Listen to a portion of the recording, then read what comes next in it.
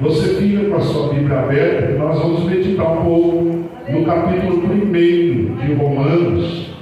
E por que inicialmente eu escolhi o capítulo 1 de Romanos? Porque esse tratado de Romanos, a epístola de Paulo aos Romanos, ela é uma epístola que causa alguns erros de interpretação.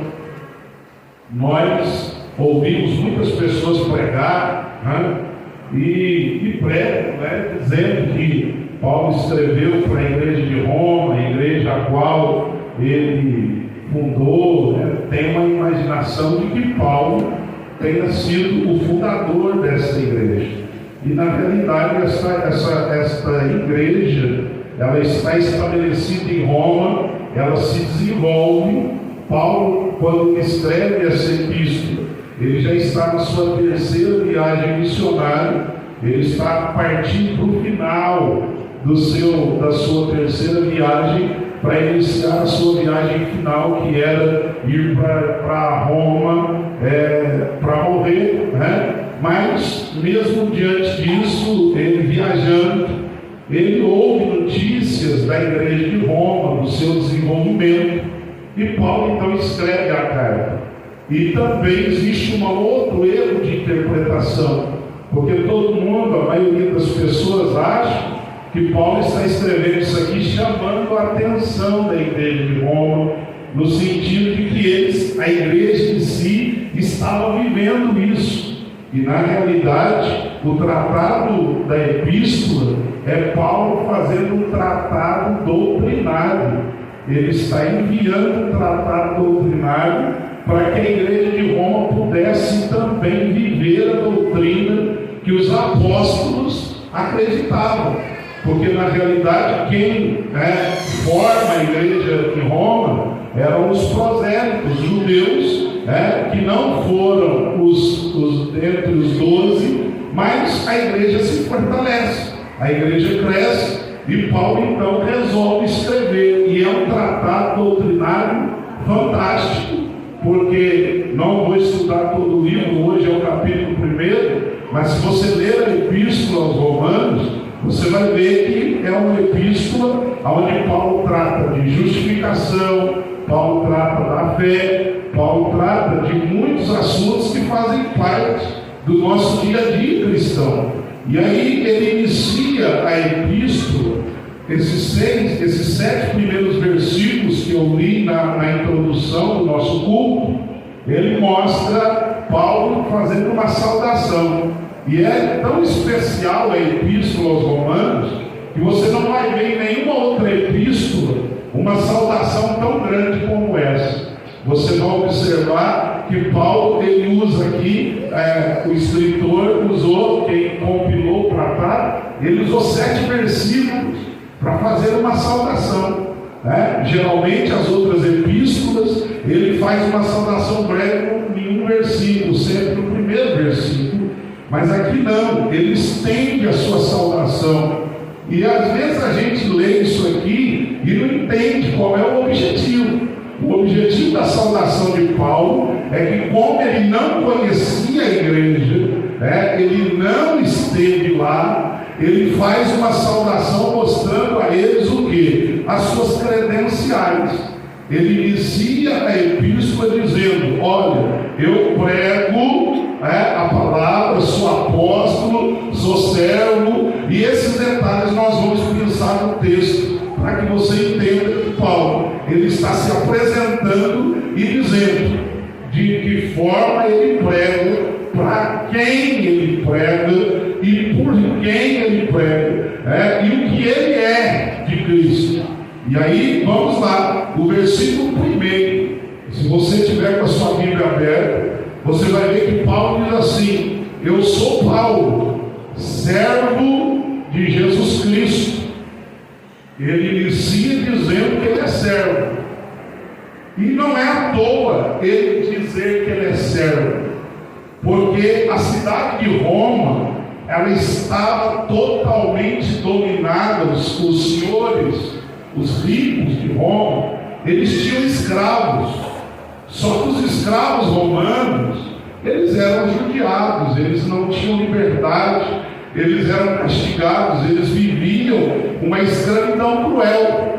E Paulo, então, irmãos, ele começa a epístola já chamando a atenção deles, dizendo: olha, eu sou Paulo, e eu sou servo de Jesus Cristo. A palavra servo é o mesmo que escravo. E ele está dizendo: eu sou servo de Jesus Cristo. Só que aí ele vai dizer assim: olha, chamado para ser apóstolo. Então, esse servo, ele já mostra que a dominação de Cristo sobre nós, ela era diferente da dominação dos senhores romanos. Porque enquanto os escravos romanos não tinham liberdade para ser nada, e não tinham vontade para fazer, não podia ter vontade, Paulo inicia dizendo: eu sou escravo de Jesus, só que ele me chamou para ser apóstolo. Olha só, que coisa linda isso. E isso, pastor, para que nós temos que estudar isso? Para você pensar no texto coisas que você também pode viver. Nós somos dominados por Jesus, sim ou não? Sim. Quem aqui não se sente dominado por Jesus? Eu me sinto totalmente. Só que nós temos a liberdade, nós somos escravos livres. O Senhor nos deu a liberdade, e além de tudo, Ele diz para a igreja de Roma: olha, eu sou servo, só que o meu Senhor, Ele me deu a condição de eu ser especial para Ele, e Ele me deu uma função, e a função que Ele me deu foi de ser apóstolo. Olha lá, eu fui chamado para ser apóstolo.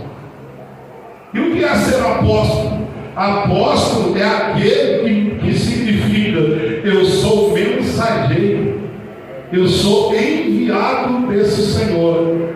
Eu tenho uma palavra de Deus para vocês. Jesus nos domina, mas Ele nos deu a liberdade para nós sairmos e sermos os seus mensageiros. Paulo diz: eu sou um mensageiro, eu sou um apóstolo. Apóstolo. E aqui eu quero que vocês, não sei se alguém tem costume, mas as minhas são sempre, e não é pecado. Quem diz que é pecado, isso é mentira, irmão. A Bíblia você pode fazer anotação, você pode grifar, até para você não esquecer, E esse versículo tem 3 coisas interessantes, irmã Neuzinha. Primeiro, ele diz assim: eu fui chamado. Segundo, eu fui separado para o Evangelho. Não, vou repetir. Ele diz: eu fui chamado para ser apóstolo. Só que além dele me chamar, ele me separou para o Evangelho de Deus. Paulo está dizendo o que com isso, gente? Ele está dizendo assim: eu sou um escravo livre e que ainda tenho o direito de falar do meu Senhor. E o que eu posso dizer do meu Senhor, qualquer outro escravo naquela época falaria mal do seu Senhor, mas Paulo diz: não, eu prego o Evangelho de Deus, eu prego o Evangelho de Cristo, eu falo do meu Senhor. E o que é Evangelho? Boas novas. Ele está dizendo: eu sou escravo, eu sou servo, mas eu sou apóstolo e levo boas notícias do meu Senhor para quem quer. Você está aqui essa noite, saiba, o Senhor te chamou não foi para levar notícias ruins, o Senhor te chamou para levar boas novas de salvação. Então a primeira coisa que eu aprendo, pastor Júnior, que o Paulo está se apresentando e dizendo: primeiro, qual é a minha posição? Eu sou servo. Então vamos entender isso. Isso serve para a igreja, isso é um tratado doutrinário. A primeira coisa que eu, a Gabi e a irmã Ciclei, nós precisamos entender é que o Senhor nos chamou como servo. A nossa posição é de servo. Olha para o seu irmão do lado e diga assim: a sua posição aqui é de servo. Avisa aí: você não é senhor, você é servo. E olha, a primeira coisa então, eu sou servo. A segunda coisa, ele vai mostrar qual era o cargo dele. E qual que era o cargo dele no reino desse seu Senhor? Ele diz: eu sou apóstolo. E a minha mensagem é levar boas novas do meu Senhor. Porque vamos ser sinceros, irmãos, qualquer um aqui que fosse escravo de alguém, principalmente dos romanos, se ele tivesse condição de ter liberdade, você acha que ele ia falar bem do Senhor dele? Ele ia dizer, está com de baixo. E Jesus só sofria, só trabalhava. E Paulo está escrevendo por uma cidade onde a escravidão era uma realidade. E ele está dizendo, eu sou servo, mas sou livre para pregar. Eu sou servo, mas sou livre para anunciar. Eu sou servo, mas o meu propósito como servo está definido. E qual é o propósito, pastor? Ele está aí. O propósito é separado para o Evangelho de Deus. Então vamos entender também uma outra coisa aqui. Tem muita gente na igreja que ele se equivoca com a chamada dele para a salvação. Eu não estou dizendo de chamado para cargos ministeriais, eu estou dizendo nós somos chamados para a salvação. A nossa chamada para a salvação tem um propósito. E enquanto o Senhor não me buscar, o propósito é um só. Eu fui separado para uma missão. E essa missão é pregar o Evangelho da salvação. Pregar o Evangelho da salvação. E aí ele vai dizer aos irmãos de Roma o seguinte: eu prego o Evangelho acerca do Filho de Deus. Olha o versículo 3 aí. Ele diz assim: acerca do Filho de Deus, que nasceu da descendência de Davi, segundo a carne. Então Paulo está explicando à igreja de Roma o seguinte: Jesus, a sua primeira carne, a sua carne humana, ele é da descendência de Davi. Eu prego sobre ele. Só que ele vai dizer o seguinte, olha lá, você vai observar no versículo 4, quando ele termina de dizer da descendência carnal de Jesus, ele alerta a igreja romana dizendo assim: ele é da descendência de Davi segundo a carne, mas ele é declarado Filho de Deus em poder segundo o Espírito. O que Paulo está dizendo com isso, pastor? Paulo está dizendo que Jesus veio como homem da descendência de Davi, mas como Deus, ele é filho do Deus Altíssimo em poder. Ele tem poder, e ao ponto de Paulo dizer, ele tem tanto poder, igreja romana, que ele veio para ressuscitar os mortos. Ele também ressuscitou, mas ele veio, segundo o Espírito da santificação, pela ressurreição dos mortos, Jesus Cristo nosso Senhor. Agora ele não é somente Filho de Deus, mas ele é Filho de Deus com poder. Olha o que Paulo está dizendo. Tem gente que lê isso e não percebe, Rodolfo.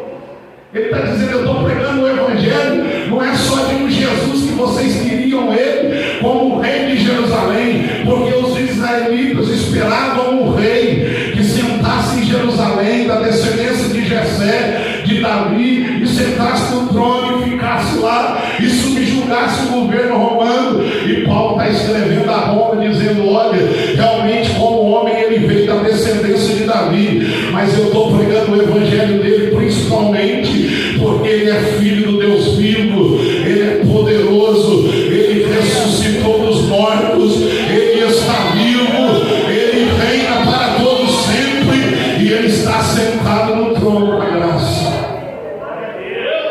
Ele está reivindicando isso. Vamos ler, por gentileza, se não estou enganado, 2 Coríntios 13, 4. Ele é filho de Deus em poder.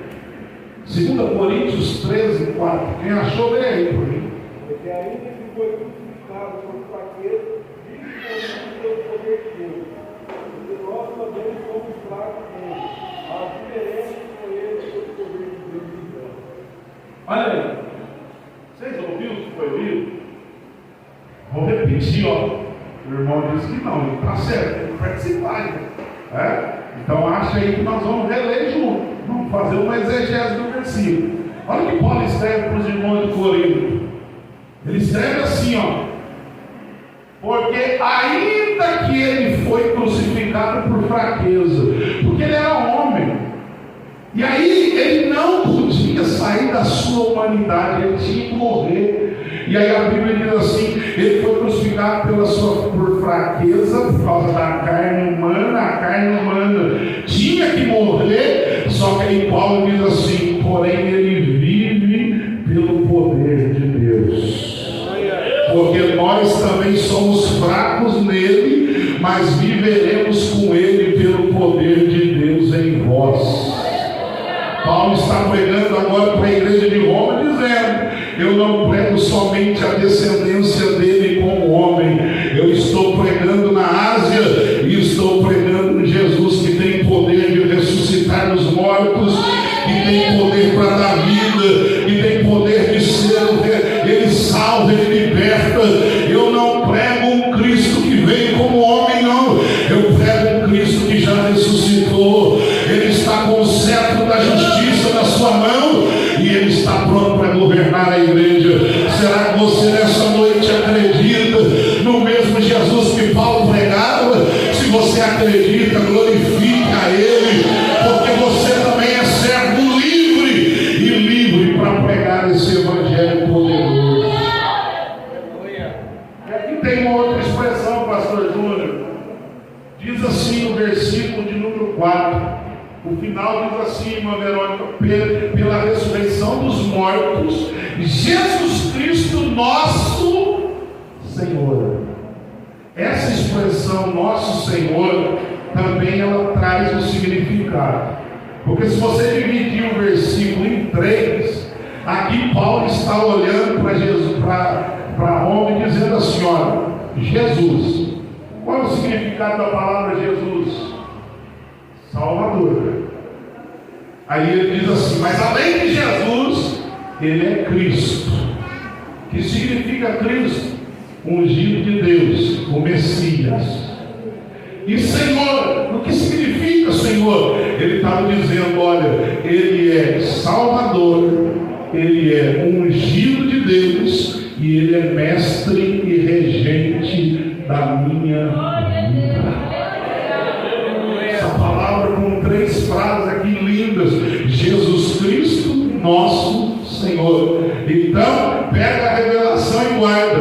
Ele é o teu Salvador, porque ele é o ungido de Deus, e hoje ele é mestre, porque ele te rege, te ensina e faz você caminhar com sabedoria. Ele é o nosso mestre. Jesus é o nosso Senhor. Ele tem senhorio sobre a minha vida e a sua vida. Ele tem o senhorio da igreja. Ele é o mestre da igreja, ele é o regente da igreja, ele é o Senhor da igreja. Será que você pode glorificar porque ele é o Senhor da igreja? Eita, glória a Deus!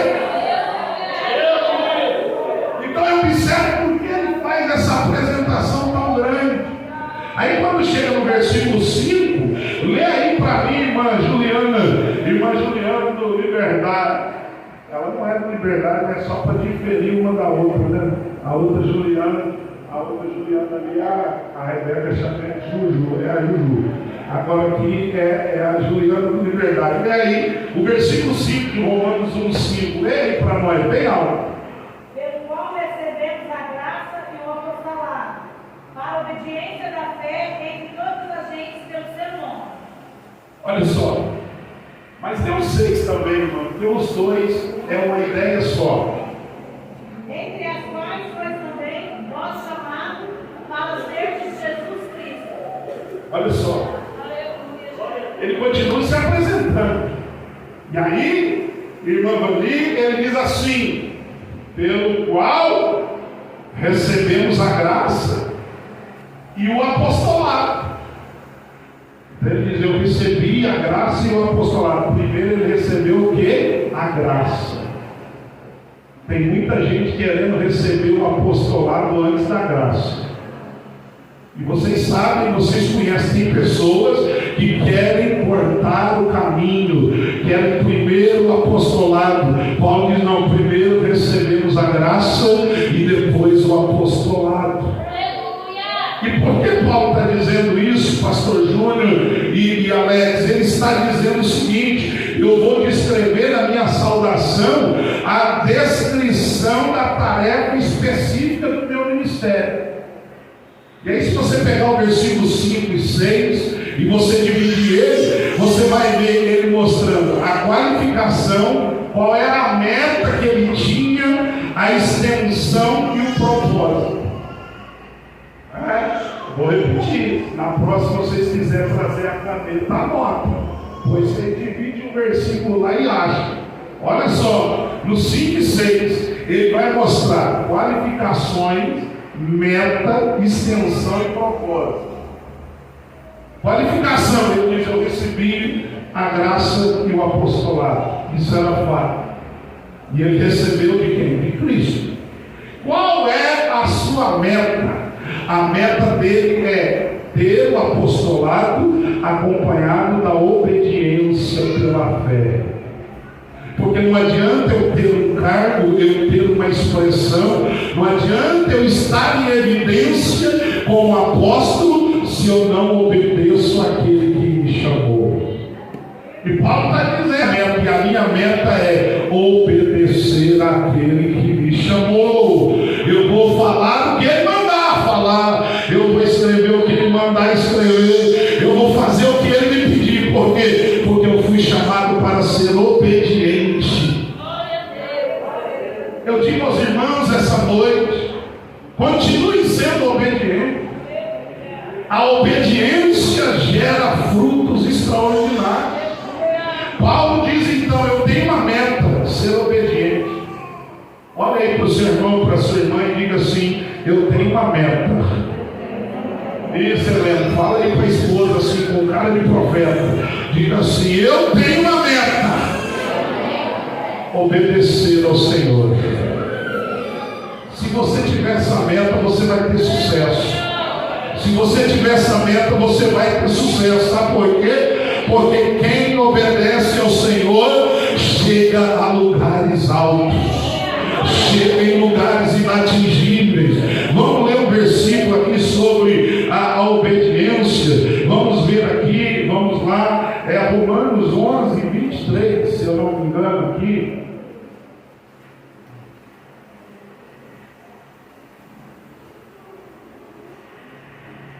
Não é Romanos não, querido.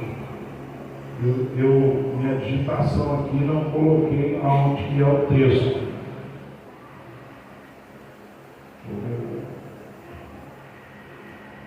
16, 19 de Romanos. Alguém leia bem? Vem aí para nós, vamos lá. Quando a vossa obediência é ela conhecida de todos, comprado-me, pois, em vós, e querem que sejais sábios no bem, mais simples no mal. Olha só, Paulo aqui está quase encerrando a epístola, e ele tinha notícias da igreja de Roma. E o que ele diz? Quanto à vossa obediência, ela é conhecida de todos. Irmãos, já pensou coisa linda? A nossa obediência ser conhecida por todos.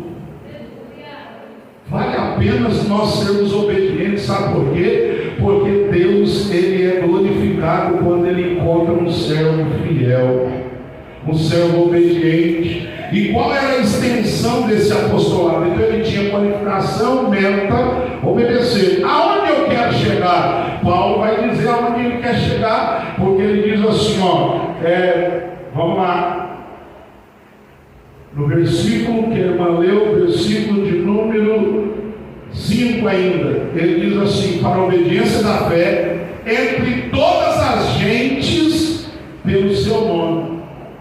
Então Paulo está mostrando qual é a extensão da sua comissão. E a sua comissão é, quando ele diz todas as gentes, ele está dizendo os gentios, os que não eram judeus, do mundo todo. O objetivo dele, enquanto Deus desse força para ele queria levar o ministério dele e a palavra entre todas as gentes. E hoje a igreja também precisa continuar essa missão. A missão da igreja é levar o evangelho a toda criatura. Quem crer e for batizado será salvo, mas quem não crer já está condenado. Essa é a palavra. A palavra da igreja é ir a toda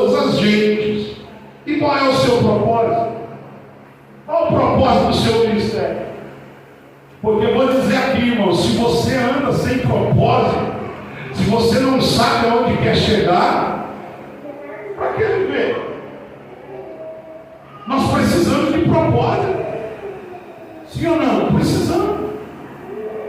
Mas esses dias essa semana eu estava até falando, estava falando com a minha esposa, que às vezes a gente conclui uma coisa na vida, e aí você fala assim, agora chega, né? Só que na realidade está errado. Porque enquanto nós estivermos respirando, nós precisamos ter um propósito na vida. Você não pode viver sua vida sem saber onde você quer chegar. E o principal propósito da igreja é: eu quero chegar no céu. Vou repetir, qual é o propósito principal da igreja? Chegar no céu. Qual é o nosso propósito? Salvação da nossa alma. Qual é o nosso propósito? Ver a nossa família salva. Qual é o nosso propósito? Ver as almas se entregando para Jesus. Qual é o pastor? Meu propósito é ser rico. Irmão, tudo bem, se você tem esse desejo, mas que tenha esse propósito para que o nome do Senhor seja glorificado. Mas uma coisa é certa, você precisa ter propósito. E Paulo mostra isso aqui. Ele mostra o propósito, porque ele diz assim: entre as quais sois também vós. Ele diz: olha, vocês também foram chamados para seres de Cristo. Vocês também podem fazer o que eu faço. Vocês também podem fazer algo pelo nome do Senhor. Qual é o propósito? Fazer o nome do Senhor ser glorificado. Se é faculdade, é o nome do Senhor que vai ser glorificado. Se é minha casa própria, é o nome do Senhor que vai ser glorificado. Se é as almas que Jesus vai salvar, o nome do Senhor é quem vai ser glorificado. Porque no versículo 5 ainda ele diz: pelo seu nome. O interesse de Paulo não é o interesse pessoal dele. O interesse dele é que o nome de Jesus fosse glorificado. E eu tenho uma palavra de Deus para você aqui essa noite. Eu tenho certeza que hoje tudo que você fizer, você vai fazer com um propósito. E o propósito é ver o nome do Senhor ser glorificado. Tudo que a igreja faz é para a honra e a glória do Senhor Jesus. Se você pode, glorifica Ele, porque toda a honra e toda a glória é para Jesus. E Paulo está dizendo: tudo que eu faço em todas as gentes é pelo seu nome. É pelo seu nome. Repito, é pelo seu nome. Tudo é pelo nome dele. Tudo é para ele, a glória é dele, o louvor é dele. E o versículo 7, ele vai mostrar para quem ele está enviando essa carta. Porque ele diz assim no 6: entre os quais vocês também são chamados. E o 7: a todos que estáis em Roma, amados de Deus, chamados santos, graça e paz de Deus nosso Pai e de nosso Senhor Jesus Cristo. Então mostra que ele tinha o que? O endereço era os amados irmãos de Roma. E é por isso que essa carta não pode ser identificada quando a gente lê, por exemplo, já vou chegar lá, que Paulo fala de uma classe de pessoas que são amantes de ídolos, que estão cometendo torpezas e depravações morais, sexuais. E aí parece que Paulo estava dizendo isso para a igreja. Não, é porque ele envia esse tratado para a igreja. E se você observar a epístola aos Romanos, ela é uma sala de julgamento. É um julgamento. E ele mostrando que quem arrepende é justificado e não é condenado. Mas quem não se arrepender é condenado e será lançado no inferno. Então a epístola aos Romanos é um tratado para que a igreja de Roma ela vivesse nessa doutrina e pregasse essa palavra em Roma, porque a cidade estava rodeada por um clima de muitos problemas. Mas vamos à frente, vamos ver aqui algumas coisas interessantes no versículo de 8 a 15. Paulo vai mostrar o seu amor pelos irmãos de Roma. E aí que está, né, irmãos? Quando a gente lê isso aqui, às vezes o pregador, nós, por falta de informação, a gente acha que ele estava mandando isso aqui porque ele conhecia eles. Não, muito pelo contrário, ele tinha desejo de ir lá. O desejo e o sonho dele era conhecer a igreja de Roma. O sonho dele era estar lá. E aí ele escreve essa carta dizendo do seu amor por ele. E no versículo 8, ele diz assim: olha, primeiramente eu dou graças ao meu Deus por Jesus Cristo acerca de vós todos, porque em todo mundo é anunciado a vossa fé. Não, presta atenção. Essa igreja aqui, Júlio, era diferente. Sim ou não? Porque você prestou atenção no que Paulo fala dessa igreja? Ele diz assim: olha, eu dou graças ao meu Deus por Jesus Cristo acerca de vocês, todos vocês, porque em todo mundo é anunciada a vossa fé.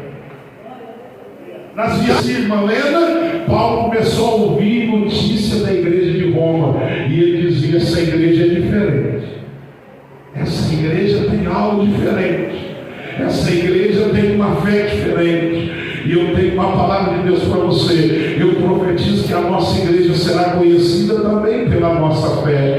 As pessoas saberão quem é a igreja de São Benedito, porque nós viveremos da fé, nós viveremos do poder da pregação do Evangelho, nós viveremos do poder da palavra, e não importa o que estiver acontecendo em nossa volta, a nossa fé será notória e será conhecida. Será que você pega essa palavra e pode recebê-la? A fé desse povo impactou Paulo. Paulo conhecia igrejas fantásticas, cidades fantásticas, mas ele está dizendo: olha, eu estou aqui, mas eu estou impactado, porque a notícia que eu tenho é que a fé de vocês é grande. Choramanda lavassou. Eu tenho certeza que a nossa fé será conhecida. Nós desenvolveremos uma fé extraordinária, que milagres acontecerão como já está acontecendo em nosso meio. Milagres, e Jesus vai continuar a fazer, porque quando assim acontecer, eles saberão quem é o Cristo que você serve, eles saberão quem é o Cristo que você adora, eles saberão quem é a igreja de São Benedito, não pela riqueza que tem, pela pompa que tem, não. Eles saberão quem nós somos, por causa da nossa fé, por causa dos milagres, por causa daquilo que Jesus está fazendo. E eu profetizo essa noite que milagres acontecerão pelo poder da fé, e a notícia correrá, e o nome do Senhor será glorificado. Como eu quero adorar a Jesus essa noite, porque sei que a sua fé será conhecida. Lá no teu trabalho a sua fé será conhecida. Lá na tua família conhecerão quem é você por causa da sua fé. E no versículo 9 Paulo diz: porque Deus a quem sirvo em meu espírito, no evangelho de seu Filho, me é testemunho, como incessante faço menção de vós.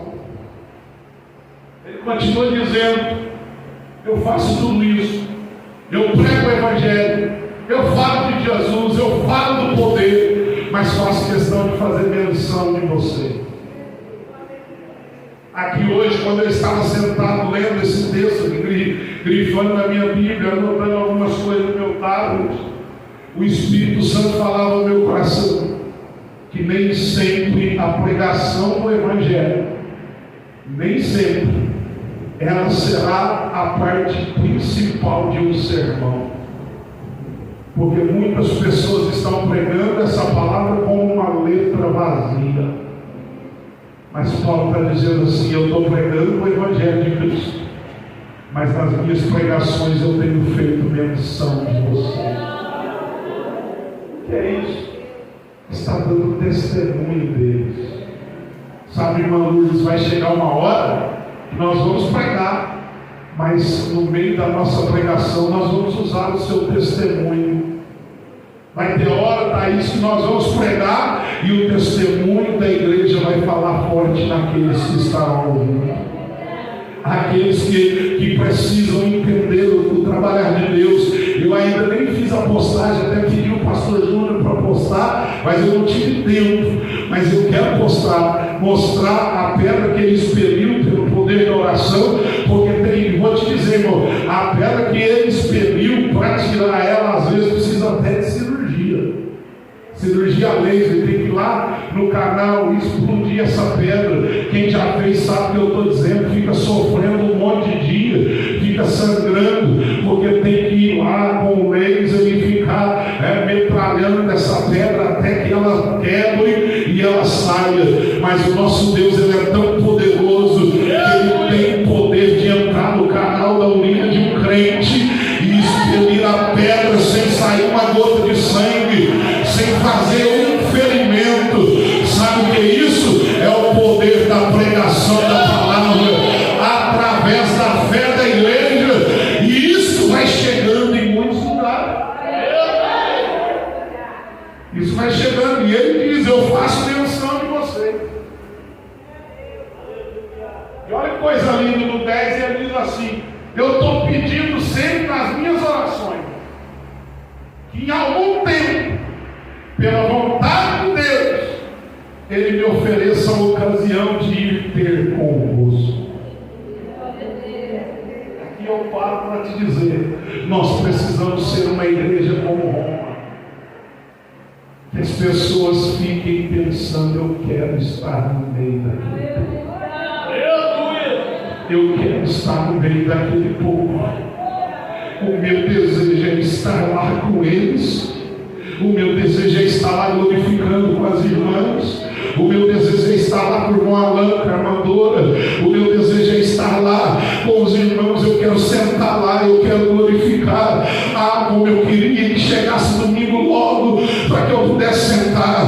Eu tenho uma palavra profética para a nossa igreja, eu tenho certeza que pelo poder da palavra, muitas pessoas sentirão desejo de estar ao seu lado para cultuar, para glorificar, porque a sua fé vai correr a notícia da ação de Deus na sua vida.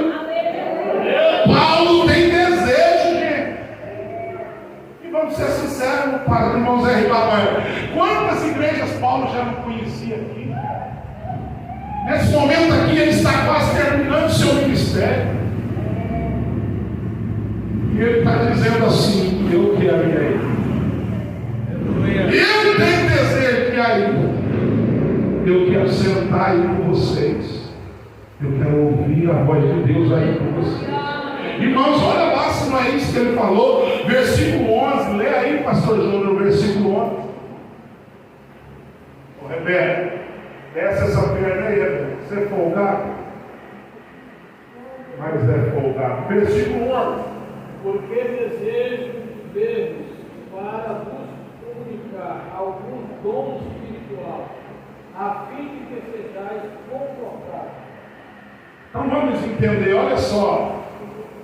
Qual que é o desejo de Paulo? Conhecer essa igreja, porque essa igreja é uma igreja especial. E se ela é uma igreja especial, o que Deus quer distribuir para essa igreja? Quando a igreja ela é especial, Deus só diz assim: preciso distribuir dons espirituais. Vou profetizar na sua vida. O que está faltando na sua vida agora é só os dons do Espírito.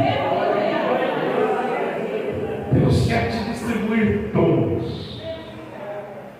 Porque se a igreja é uma igreja de testemunho, Deus quer ir até onde eles estão para distribuir dons. E Paulo disse assim: eu quero ir aí para vos comunicar algum dom espiritual. Comunicar aqui no grego significa entregar. Eu quero levar, eu quero impor sobre vocês dom espiritual. Para quê? Para que vocês sejam confortados. Porque Paulo sabia que a igreja de Roma iria enfrentar uma grande perseguição, porque porque a cidade estava envolta a uma grande dificuldade, estava envolta a uma grande luta. E aí Deus então diz assim, através de Paulo: eu preciso chegar aí. Eu preciso. Olha o 12. Isto é, para que juntamente convosco eu seja consolado pela fé mútua, assim como a vossa, como minha. Não quero, porém, irmãos, que ignoreis que muitas vezes propus de ter convosco, mas até agora tenho sido impedido, para também ter entre vós algum fruto, como também entre os demais gentios. Ele está preocupado. Paulo está dizendo: não quero que vocês façam e não entendam que eu desprezo vocês, é porque eu não consegui chegar ainda, mas eu estou lutando para isso. Eu estou lutando para chegar aí. Versículo 14: eu sou devedor. Olha, irmãos, ele nem conhecia a igreja, e ele dizendo: eu sou devedor, tanto dos gregos quanto aos bárbaros e os sábios como os ignorantes. Ele está dizendo: eu vim para servir a todos. 15: e assim, quanto está em mim, estou pronto para também vos anunciar o Evangelho a vós que estáis em Roma. Então ficou claro também que Paulo não queria ir em Roma para fazer turismo, né? Ele disse: olha, eu sou devedor, eu preciso chegar e eu vou pregar. E quando eu chegar aí, se eu chegar, eu estou pronto. Grave essa palavra: eu estou pronto. Vou repetir: eu estou pronto. Irmão, pensa que coisa gloriosa é. Paulo está com a sua vida totalmente atribulada, porque todo mundo quer acabar com Paulo, quer matar Paulo, quer destruir a vida de Paulo. E Paulo está dizendo assim: olha, quando eu chegar aí, vocês saibam que eu vou pregar o Evangelho, porque tem uma coisa, tem muitas tribulações à minha volta, mas eu estou pronto. Eu estou pronto. Assim diz o Senhor para você essa noite: não deixe as lutas da vida, as dificuldades tirar a prontidão do Espírito da sua vida. Faça disso uma oportunidade e fique pronto, porque quando Deus te chamar, você diga: eu estou pronto para pregar, Jesus. Eu estou pronto para falar do teu amor, Jesus. Eu quero anunciar a tua palavra, Jesus. Paulo está dizendo: eu estou pronto. Vou repetir: eu estou pronto. Aleluia. Você pode glorificar a Jesus. Eu estou pronto. Sou devedor, vou pregar, e se eu chegar aí, eu vou pregar com autoridade, porque eu estou pronto também para anunciar o Evangelho. Quantos nessa noite querem estar prontos? Se prepare para pregar o Evangelho de Jesus Cristo. Se prepare para dar razão da sua fé para as pessoas. Fique pronto, porque alguém precisa ouvir você. Domingo aqui o Calixto ministrou e ele disse algo muito importante: irmão, não é porque você está na luta, na prova, que você vai cair o semblante, vai desistir, não. Aí é nesse momento que você deve pregar o Evangelho. Vocês viram o exemplo do pastor aqui na sexta-feira, com dor, mesmo assim ele pegou o microfone aqui, falou de travessia, de chegar do outro lado. O negócio aqui estava tudo roendo aqui dentro, e ele dizendo: teve um dia, irmão, que eu ministrei aqui, eu acho que alguém lembra aqui, e eu não importa estar gravando, não, eu sou assim, viu? E não precisa não cortar, não. Eu preguei aqui um dia, irmãos, eu estava com um problema de diarreia.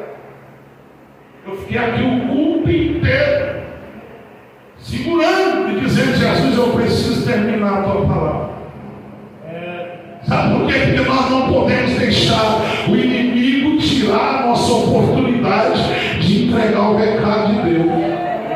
Ah, mas eu estou passando por luta, como que eu vou pregar o Evangelho? É aí que você deve pregar, é aí que você deve abrir a sua boca, porque o inimigo coloca as dificuldades justamente para te calar. Mas Paulo, Sidney, mesmo sabendo que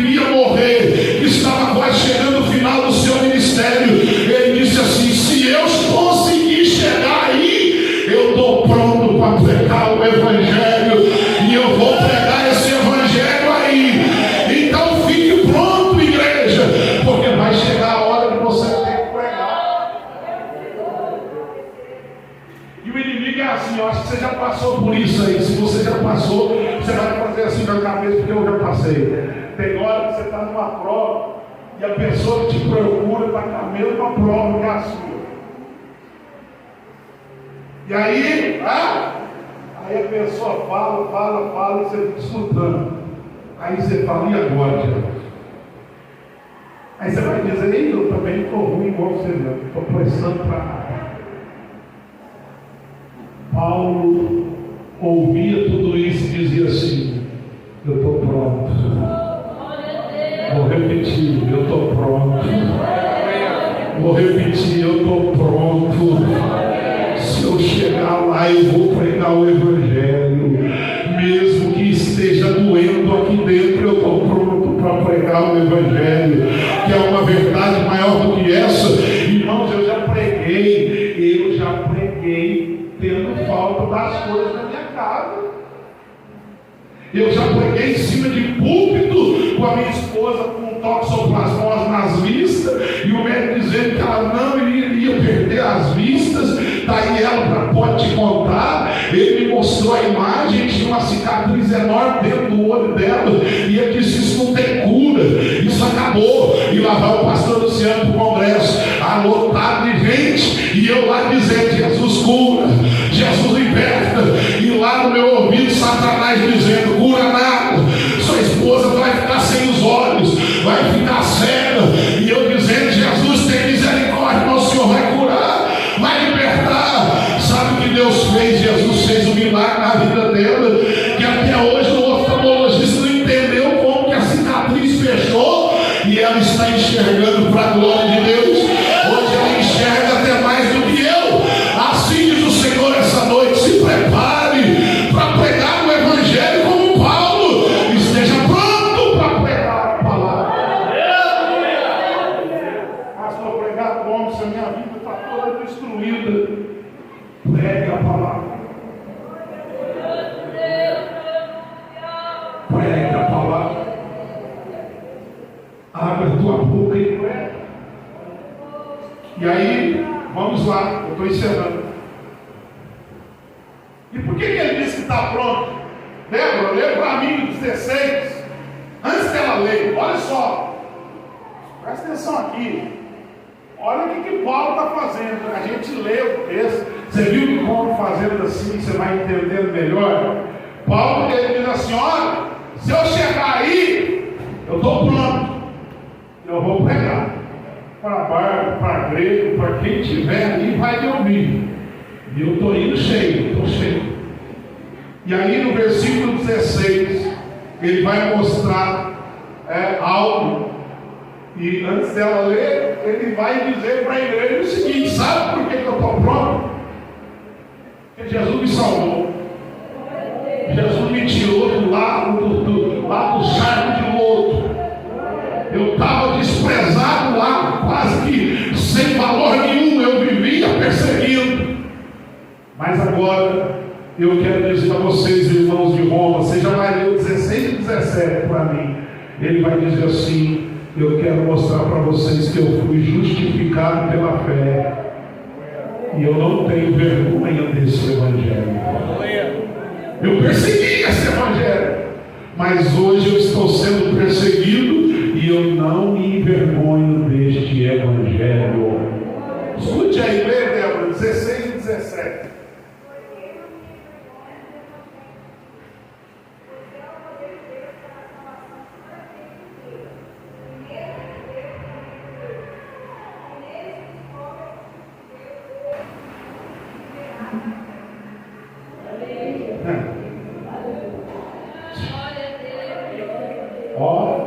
Estou pronto. E não tem vergonha não. Eu prego para a gente simples, eu prego diante do governo. Se tiver que pregar para o rei, eu prego.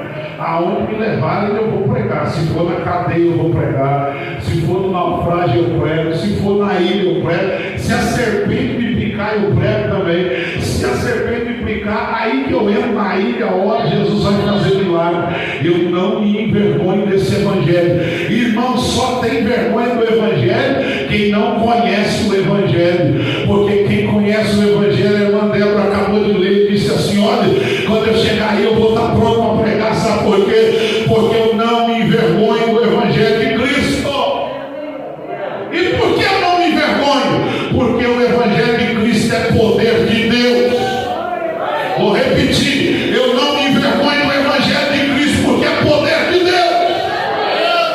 E é poder de Deus para quê? Para a salvação de todo aquele que crê. Primeiro do judeu e também do grego. E aí no 17 ele diz: porque nele o que? No Evangelho se descobre a justiça de Deus, de fé em fé, como está escrito: mas o justo viverá pela fé. Deixa eu contar um segredo para você. Esse versículo aqui, Paulo pensou esse final do versículo 17, ele pensou de um texto que está lá em Abacuque. Porque o profeta Abacuque também já tinha dito isso lá séculos atrás. E aí Paulo, na sua sabedoria, ele vem e fala sobre a fé. E aí ele diz assim, Mateus, é o seguinte: através do Evangelho eu descobri a justiça de Deus. E a justiça de Deus, ela é de fé em fé, fé em fé, fé em fé. Por que ele falou isso? Porque na justiça do homem, para que a justiça seja feita, a gente precisa usar os nossos argumentos, as nossas razões. Tanto que nós que formamos em direito, se você vai fazer parte de um processo, quando termina a fala de todo mundo, o juiz olha e diz assim: agora as partes, os advogados, estão com a oportunidade de fazer as suas razões finais. O que são as razões finais? Aí ele diz assim: cada parte tem 15 minutos para as razões finais. E aí as razões finais é o advogado argumentar tudo que foi falado no processo e no final dizer: seu juiz, o meu cliente merece ser absolvido.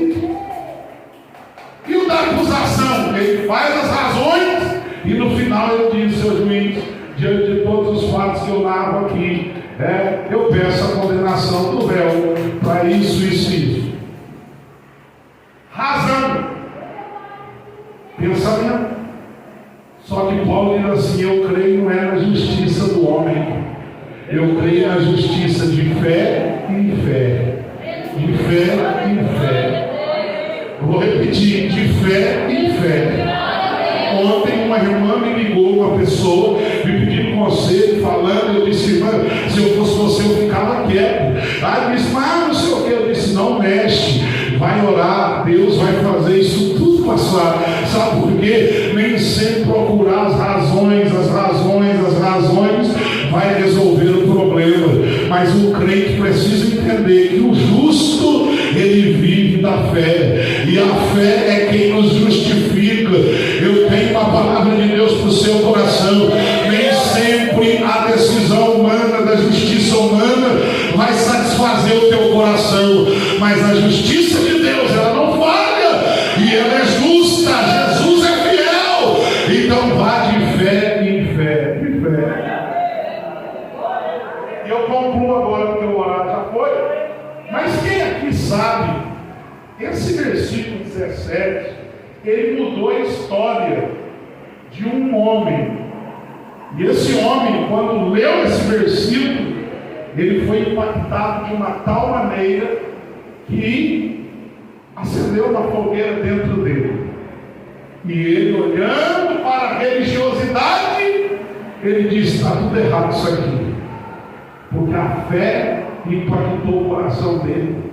Aleluia. E ele ficou com esse versículo na mente, dizendo assim: o justo viverá pela fé. O justo viverá pela fé.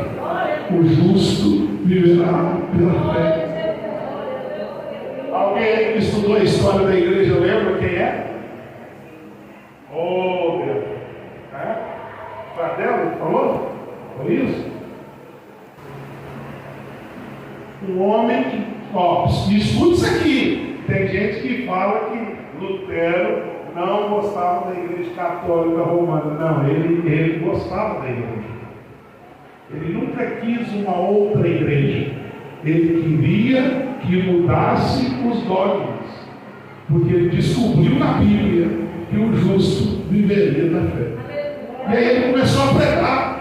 E aí a igreja automaticamente não aceitou ele e começou a perseguir ele. E aí o que ele faz? Ele se refugia na Alemanha, né? Em um imperador, um imperador que não era dominado pelo Império Romano, e lá ele se refugiou, ele escreve algumas teses, ele prega na catedral lá as teses dele, que são chamadas 95 teses de Lutero. Todas as 95 teses estão baseadas nisso: o justo viverá pela fé. Irmãos, esse versículo mudou a história de Lutero. E de Lutero, ele incendiou a Europa. Essa Europa foi incendiada pela pregação do Evangelho. Gutenberg, um alemão, traduziu a Bíblia, fez os primeiros impressos, e eles começaram a distribuir em outras línguas, e esse Evangelho incendiou a Europa. Aconteceu a reforma incendeia, Lutero morre, mas não pela Igreja Romana. Depois surgem outros homens que vêm vindo, e com isso nós estamos aqui hoje. Sabe por quê? Por causa desse versículo, Deus levantou Lutero para fazer uma grande reforma. O Espírito de Deus está aqui essa noite dizendo: o justo viverá pela fé. O justo viverá pela fé. Você viverá pela fé.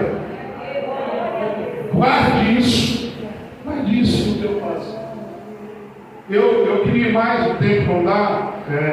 Nós temos ainda do 18 até o 32, porque aí ele diz que ele iria lá pregar, só que aí ele mostra qual seria, aí ele começa. Do 18 a seguir, ele vai começar a mostrar: olha, se eu chegar aí, é isso aqui que eu vou pregar. Irmão, vocês já leram a Epístola de Romanos? Começa a ler. Comecem a ler.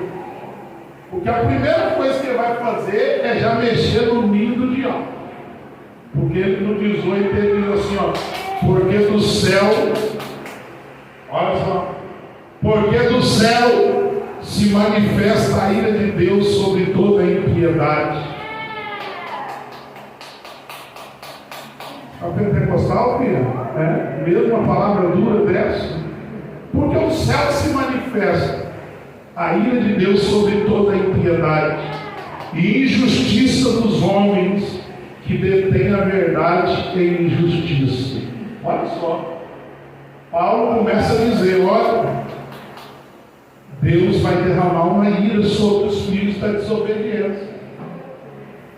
A cidade está envolta a um clima de pecado. E aí ele vai dizer: porquanto o que de Deus se pode conhecer, nele se manifesta. Porque Deus me manifestou. Então, quem é de Deus, será conhecido. Porém, se é de Deus, se manifesta. Porque as suas coisas invisíveis, desde a criação do mundo, tanto do seu eterno poder quanto a sua divindade, se entendem e claramente se veem pelas coisas que estão criadas, para que eles fiquem inexcusáveis. Portanto, tendo conhecido a Deus, não glorificaram como Deus e nem deram-lhe graças. Antes, em seus discursos se desvaneceram e o seu coração insensato se obscureceu. Olha, meu irmão, isso aqui é duro, hein? Isso aqui não é fácil, não. Digerir essa palavra de Paulo aqui, eu vou dizer, viu?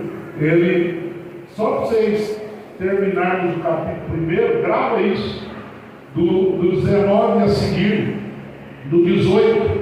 No 18 ele está pregando contra quem suprime a verdade. No 21, eles dizem que conheceram a Deus, mas não honram a Deus. No 21, ele prega contra os ingratos. No 21 ainda, ele diz: eles estão fazendo discursos especulatórios e desvanecem, fazem o povo se desviar. No 21 ainda, a permissividade para o coração fica obscurecido. No 22, eles consideram-se sábios, mas são tolos. No 23, eles preferem os ídolos do que adorar a Deus. No 26 e 27, eles entregaram seus corpos às perversões sexuais. Do 29 ao 32, eles estavam cheios de iniquidade. E no 32, ele termina o capítulo 1 dizendo: saibam que o juízo de Deus será grande contra os crimes cometidos, mas não só dos que praticam, mas também dos que consentem. Você viu o silêncio? Isso dói também em mim. Isso aqui é doloroso. Olha só, a condenação não é só para quem pratica, é para quem consente. Aí você entende por que nós temos que pregar? Por que nós temos que chamar a atenção das pessoas? Porque se nós consentirmos, Júnior, nosso superintendente da escola dominical, se nós consentirmos com o erro, o juízo também virá sobre nós. E aí para cima, hoje não vai dar para a gente ler, mas tem um monte de erro aqui que Paulo diz: olha, vocês podem até não fazer, mas não consinta, não aceite, não aceite. Olha só: murmuração, iniquidade, fornicação, malícia, avareza, maldade, cheio de inveja, homicídio, contenda, engano, malignidade, murmuradores, detratores, aborrecedores de Deus, injuriadores, soberbos, presunçosos, inventores de males, desobedientes a pai e mãe. Pega aí a revelação. Tudo isso aqui Deus disse assim: vocês vão cair sobre o juízo de Deus. Irmãos, isso aqui é muito sério. É uma pena que hoje nosso tempo não dá mais. Mas é um duro juízo. E nós precisamos ficar atentos aí. Porque tem muita gente consentindo. Aí lá no 31 fala ainda, ó. Posso falar ou para por aqui? Pode falar? Pode? Você quer ouvir isso aqui? Quem quer ouvir? Olha o que diz aqui: nécios, infiéis nos contratos. Nem contrato eles estavam, os romanos não estavam obedecendo. Irmão, coisa triste é um crente que não cumpre aquilo que ele promete. E vou dizer, não precisa ser só assinado, não. Se ele falou, ele tem que cumprir o que falou. E Deus está dizendo que o juízo vai vir sobre os que são infiéis aos contratos. Eu acredito que aqui não, né? Ainda não tive notícia, mas se eu tiver, eu vou chamar a sua atenção. Melhor, porque não pode ser crente assim. Mas tem gente que é assim, ó. Tá rico, minha irmãitinha, mas tem, viu? Tem uns crentes que chegam lá na loja e falam assim: dinheiro eu não tenho para pagar não, mas eu vou comprar assim mesmo. Porque passou 5 anos, meu nome fica limpo mesmo, vou comprar. Aí ele compra, traz e ainda diz que Jesus está abençoando, mas depois não paga. Vocês acham que Deus se agrada disso? Pastor, mas não, descontrole todo mundo tem. Mas se dever, não esqueça. Porque meu pai dizia que quem deve nunca esquece. Ele pode fugir da conta, mas que ele lembra que deve, ele deve. E você quer ver uma coisa triste? Vou usar aqui que tem comerciante. Então tem Júnior, tem Mateus, a irmã Ângela não está aqui, tem outros comerciantes. Aí a gente pega e fala assim, vou comprar um gás do Júnior. Não, Júnior, pendura aí o gás. Aí ele pendura. Aí eu não paro. Sou crente, prego. No reteté assim. Mas não paro. Mas aí depois eu fico desviando do mercadinho do Júnior. Aí vou lá no Mateus. Mas irmão, pendura aí para mim aí. Aí fica devendo nada. Aí começa a dar a volta e vai para o irmão Marquinhos. Aí o irmão Marquinhos fica os tempos dele lá, até a Maria também. Né? A irmã também. Ela vai para Maria. Não ficou satisfeito lá, vem com a Corvinha. Já pensou que coisa triste? Aí esse crente pregando, Paulo disse: não, avisa esse povo aí que eles precisam cumprir aquilo que eles falam. E eu vou dizer, irmão, meu pai me ensinou isso. Quando você tem um descontrole, você tem que ser. Ele falava para mim que sou homem. Você tem que ser homem. Vai lá, pede perdão, ajoelha lá e diz assim: me espera, pelo amor de Deus, mas eu vou vir te pagar. Nem que seja de pouquinho, mas eu vou pagar. Essa pessoa está aqui, os comerciantes aí, os irmãos que são negociantes, sabe que essa pessoa ela tem um valor, porque ela foi honesta. Ela foi lá. Agora, tem crente, porque eu estou falando que eu conheço. Estou falando daqui não, porque aqui ainda não tive notícia. Mas se eu tiver, eu vou te pegar no particular. Hein? Se alguém me contar, eu vou te pegar. Por quê? Porque o Evangelho de Cristo não pode ser assim. Vocês acham que pode ser assim? Ah, não, vocês ficam em silêncio, me ajuda aí. Pode ser assim? Não pode. Nós precisamos ser irrepreensíveis.